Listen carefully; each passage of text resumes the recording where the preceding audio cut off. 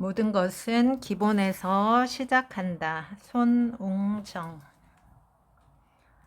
저는 좋은 축구 선수가 되고 싶었고 훌륭한 지도자가 되고 싶었습니다. 하지만 번번이 좌절했습니다. 그때 제 두 아들이 나섰습니다. 축구 가르쳐 주세요. 축구를 공놀이로만 생각하던 녀석들에게 보험처럼 다짐을 받아두었습니다. 축구 말도 못하게 힘들어. 정말로. 그래도 할래? 아이들의 대답은 좋아요였습니다. 그렇다면 가보자. 그때는 그것이 우리가 택할 수 있는 행복의 유일한 길이었습니다. 아이들과 함께 길을 걸으며 무척 행복했습니다. 아직도 저는 그 길 위에 있습니다. 아버지가 된다는 것은 어려운 일. 아이를 낳았다고 다 아버지가 되는 것이 아니고 아버지 노릇을 해야 아버지인데, 내가 낳은 아이는 나와 같으면서 나와는 또 다른 존재. 아버지가 된다는 것은 개똥밭에서 구르든 불구덩이에서 뛰어들든 자기 자식을 위해 끝없이 책임을 지고 사랑을 쏟아야 한다는 뜻. 세상의 그 무엇보다 무거운 윤리적 무게를 견뎌내야 겨우 아버지가 되고, 세상의 모든 아버지가 그렇게 아버지가 됩니다. 나는 집안에서도 잡동사니가 널브러져 있는 것을 극도로 싫어한다. 꼭 있어야 할 것이 제 자리에 있는 것이 우리 집의 풍경. 잡다한 것들로 채워지는 순간 선택할 것이 많아서 우왕좌왕 시간, 열정을 허투루 쓸 확률도 높아진다. 소유한다는 것은 곧 그것에 소유당하는 것이다. 사람들은 착각한다. 내가 무엇을 소유한다라고. 하지만 그 소유물에 쏟는 에너지를 생각하면 우리는 도리어 뭔가를 잡고 잃고 있는 것이다.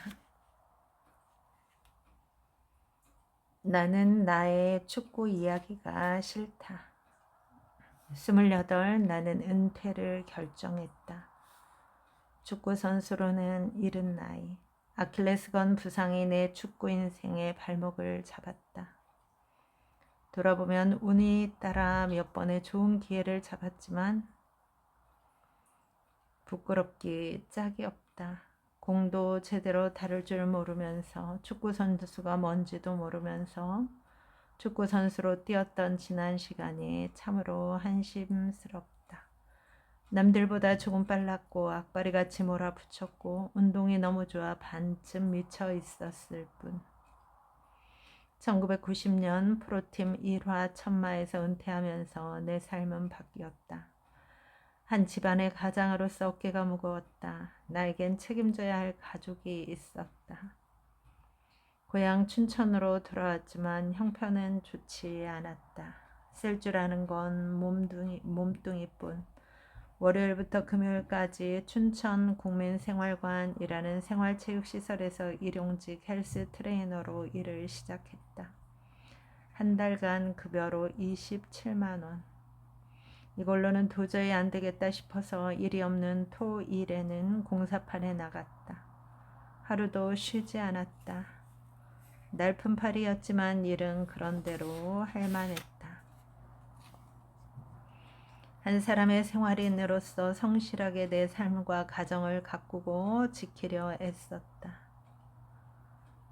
운동, 청소, 책임져야 할 일, 약속한 일을 제때 하지 못하고는 못 배기는 고약한 성격. 때로 나를 성실한 사람으로 포장해 주었다. 아침마다 일어나면 항상 개인 운동을 하고 집안 청소를 했다. 막노동판에 나갈 때는 새벽 운동 시간을 확보하기 위해 3시 반에 일어났다. 개인 운동, 주변 청소의 순서가 바뀌는 경우가 있긴 해도 어릴 때부터 지금까지 변함없이 계속되는 하루 필수 일과이다. 청소 운동만큼 삶의 기본이 되는 일이 또 있을까 싶다. 좋은 지도자란 무엇일까? 나는 좋은 지도자가 되고 싶었다. 하지만 강고한 현실의 벽에 부딪혀 더 나가지 못했다. 나는 오랜 세월을 거치며 좋은 지도자란 기회를 주는 사람이라고 생각하게 되었다. 운동장에서 기량을 마음껏 펼칠 수 있게 도와주는 것이 진정으로 기회를 주는 일이다.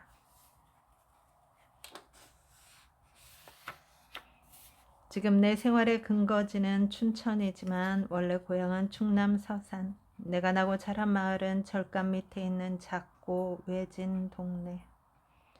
도비산 자락에 듬성듬성 자리한 초가집들 사이에 우리 집이 놓여 있었다.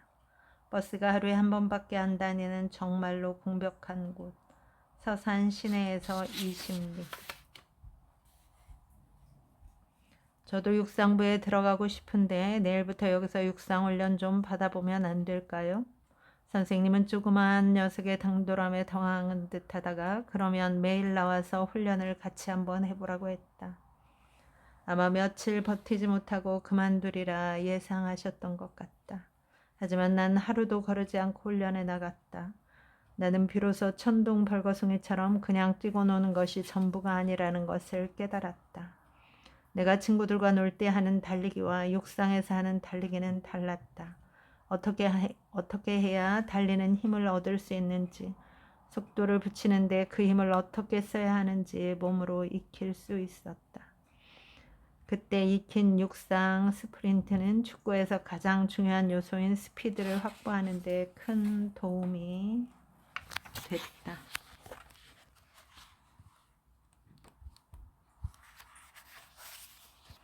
어려서부터 몸에 나쁜 건 먹지도 않고 몸에 나쁜 일은 쳐다보지도 않았다. 축구를 위해 내 몸을 최적화하는 것이 그때 내가 해야 할 일이었다. 그뿐이었다. 본질에 집중하는 것.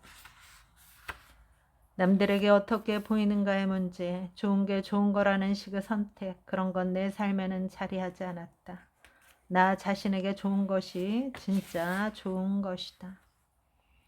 삶의 역경과 고난을 이기는 방법은 의외로 간단하다는 생각이 들 때가 있다. 머릿속으로 고민하기보다 우선 정직하게 몸의 리듬을 지키는 것이다. 내 마음대로 움직일 수 있는 최상의 몸으로 운동장 위에서 최고의 경기를 펼치는 것. 그것이 얼마나 행복한 일인지 알기에 아들이 축구장 안에서 더없이 행복하길 바랬다.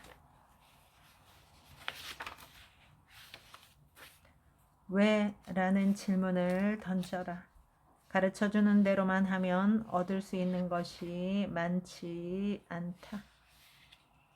아무리 시간이 걸려도 아무리 빨리 예쁘게 싹을 틔워보고 싶다 해도 뿌리가 튼튼한 게 먼저다. 보이는 위쪽보다 보이지 않는 아래쪽을 더 튼튼하게 만들어야 한다. 제대로 된 시설이 없었기에 초등학교 운동장이 흥민이 형제의 최초의 훈련장이었다. 남들이 추수를 하는 시기가 되면 나는 소금을 구해 학교 운동장에 뿌렸다. 흥민이가 뛰는 운동장에 100포 이상의 소금을 뿌리는 게 내겐 가을거지만큼 중요한 일이었다. 운동장에 소금기가 있어야 겨울에 눈이 빨리 녹고 여름엔 건조하지 않고 푸석푸석해서 넘어져도 다칠 일이 적다.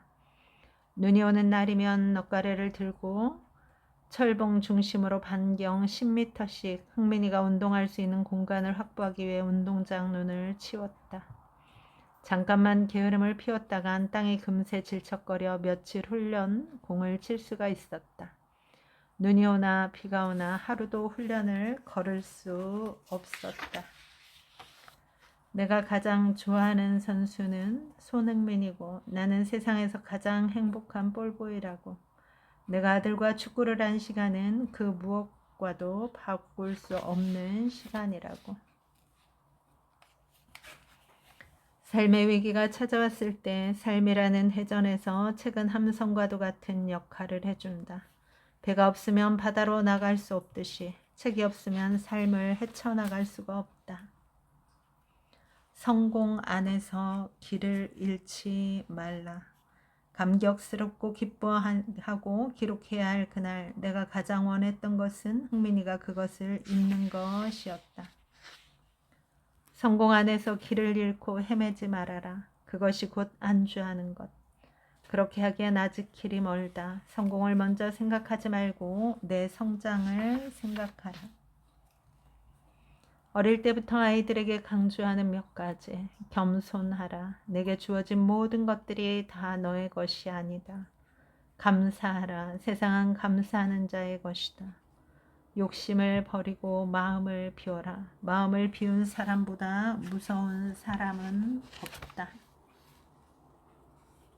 삶은 몇 번의 기회를 준다. 무심하게 혹은 선물처럼 그 기회를 잡는 자와 흘려보내는 자가 있을 뿐이다. 너의 인생을 살면서 불평불만하고 하소연하지 말아라. 너의 삶이고 너 자신이 만드는 것이다. 신뢰와 격려로 멀리서 지켜봐 주는 것. 그 아이가 스스로 미래를 만들 수 있도록 믿으며 응원해 주는 것. 부모가 할 수 있는 건 그뿐이다. 몇 가지 노력하는 부분들이 있다. 매일 운동한다. 매일 책을 읽는다. 내 몸과 마음을 깨끗이 정돈하고 살핀다. 삶을 돌아보면 늘 내겐 인생의 4가지 목표이자 바람이 있었다. 첫째, 남에게 빚지며 살지 말자. 둘째, 살아있으면서 이 세상에 폐를 안 끼치며 살 수는 없겠지만 폐 끼치는 것을 최소화하자. 셋째, 남에게 강요받지 않는 삶을 살자. 넷째, 남에게 조종당하지 않는 삶을 살자. 육체적으로 정신적으로 건강하고 자유롭고 행복한 삶, 이러한 삶을 살겠다.